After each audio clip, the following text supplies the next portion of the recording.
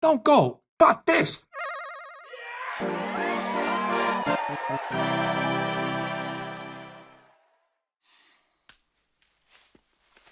There you are.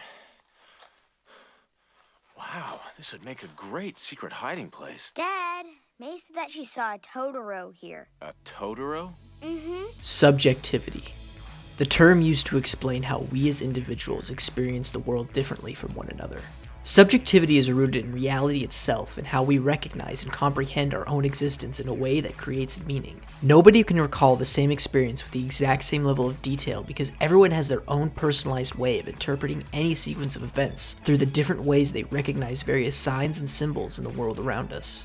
This is why a lot of storytellers value subjectivity in their works, because the art of storytelling, of trying to capture a narrative within a certain place and time, is one that can never be viewed as something objective or concrete. Famous French philosopher Gilles Deleuze once said in his studies recorded one of the most influential pieces on film history is not on cinema's history, but rather a taxonomy, an attempt at the classification of images and signs. And I think this is a good way of understanding subjectivity in storytelling. But why is it that the nature of reality is something subjective? Is it us that perceives reality differently from one another? Or is reality itself a lot more fluid and ever-changing than we believed? Because subjectivity cannot be avoided in making any piece of art, filmmakers will often take advantage of this ideology to create stories where characters' own perception of reality is clearly different than other characters, to explore how reality shapes itself to satisfy their own egos. One of the most important films that explores this process is Akira Kurosawa's 1950 murder mystery, Rashomon. Now, if you're not familiar with the film, okay, film students, you can skip this part. We all know we've watched this film at least once a year for all sorts of classes. Rashomon examines the nature of truth by following a woodcutter and a priest telling a commoner about how they and 3 other individuals witnessed or participated in the murder of a samurai and a raping of his wife by a bandit. While the woodcutter and priest share their stories as distant witnesses of the event as bystanders, they also recount the stories that the bandit, the wife, and the spirit of the samurai, through a medium, told in court. Each story shares similar elements that the samurai is murdered and the wife is raped, but they are all told in ways that paint each character involved in the event and their intentions in the murder in significantly different lights. Why is that? Their ego. Okay, film school kids, come on back. I'm gonna start saying smart stuff now. For years, I always assumed that the discourse surrounding Rashomon involved figuring out which character is telling the truth or has the most truthful story. That was until I was assigned to read this piece on the film by Donald Ritchie, adequately called Rashomon. Once I read through this analysis of the film, my mind was not only open to what Kurosawa was trying to convey with this film, but how I interpreted subjectivity in cinema as a whole. For the first several pages of Ritchie's analysis, he deconstructs each story and attempts his absolute best to uncover the truth of the murder as objectively as he could, by mapping out each narrative of the story depending on if each character was lying or not. After this exercise, Ritchie concludes that Kurosawa not only made it impossible for any viewer to figure out the true series of the events of the murder, but more so to express that each story is just as true to the character who told it as the next. Ritchie states that, "We can turn an object this way and that, look at it from various angles, and it resembles a number of things but is only one thing, the object that is." Kurosawa doesn't seek to question truth in these pieces or angles as Ritchie describes it, but rather the reality around it. This way of viewing the nature of reality got my head spinning, changing the way I view any film where we as the viewer are peering into its world and the narrative through the lens of an unreliable narrator. Now there are a plethora of films where the director frames the narrative through an unreliable narrator, but one film that I think puts a fascinating spin on the unreliable narrator that I'd like to explore using Ritchie's analysis is none other than Hayao Miyazaki's 1988 classic, My Neighbor Totoro.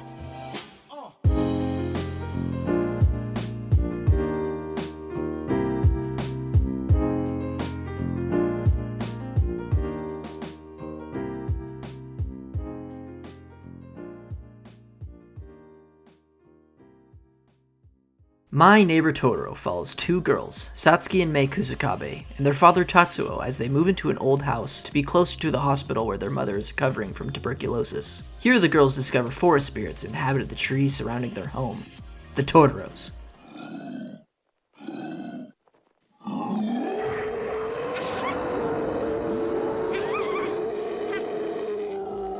Miyazaki crafts this tale about these 2 girls interacting with both nature and the spirit world as tools to alleviate their anxieties of moving to a new place as well as the grief over their sick mother. What's important to understand how subjectivity is negotiated throughout Totoro's narrative is through the ways these two girls experience the world around them, how the reality they perceive is different from that of the adult characters, and how these experiences relate to their own personal developments. One of the first scenes where Miyazaki introduces the viewer to differing experiences in perceiving a certain reality in Totoro is when the Kusakabe family finally arrives to their new home. Here, Satsuki and Mei explore their new living arrangements and discover suit sprites living in the abandoned rooms of their home.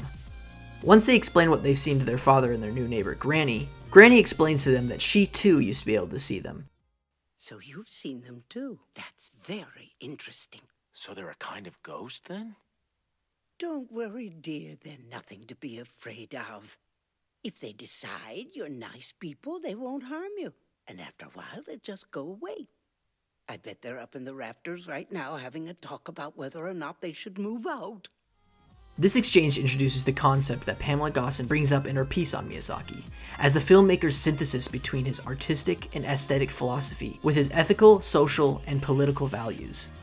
It's no secret that Miyazaki creates a deep connection between the content of his films with nature and the spiritual, often having beings of the spirit world or the forest act as guides to human characters as they convey messages of social or environmental ethics.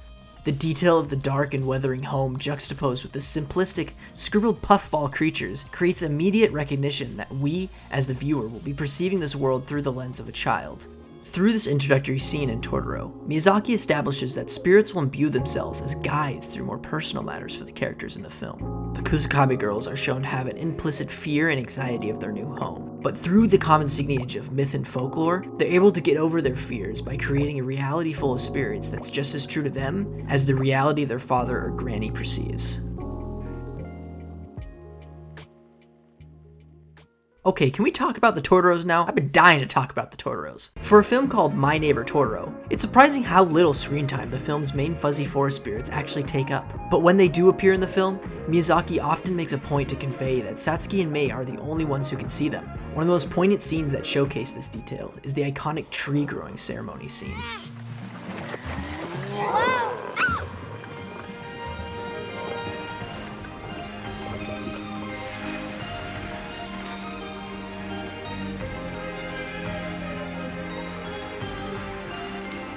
In this scene where Satsuki, Mei, and the other Totoros plant the acorns that the larger Totoro gave them for lending their dad's umbrella, Miyazaki juxtaposes what these two kids perceive with what their father perceives, whether it be by comparing their experience through cuts or in the same frame. When the two girls are soaring through the air on Totoro's belly, Satsuki makes the remark,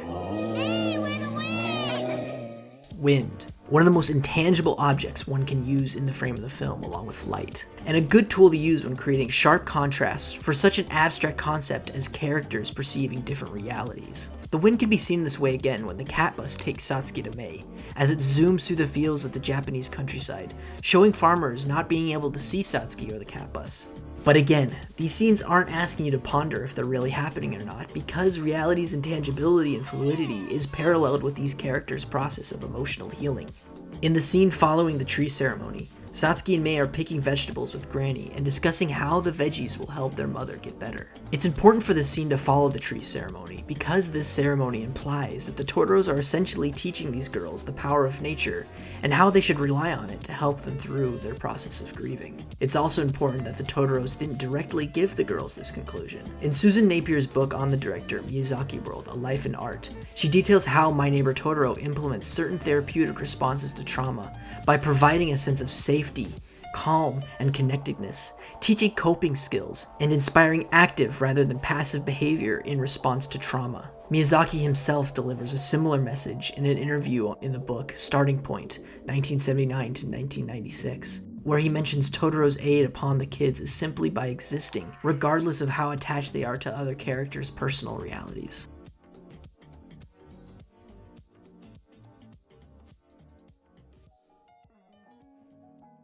Hayao Miyazaki has stated on many occasions that My Neighbor Totoro is not a film about nostalgia.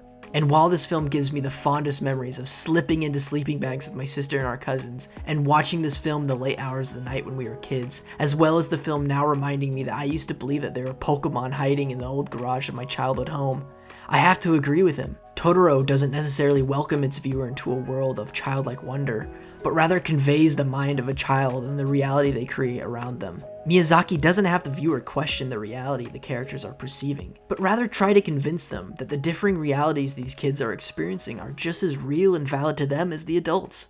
It doesn't matter that there was a Totoro or not. What matters is that the mind of a child can experience some fantastical worlds to help them heal from trauma. And while that torch hiding in my old garage may have never been there, it sure helped me get over my fear of that spooky place. Thanks for watching.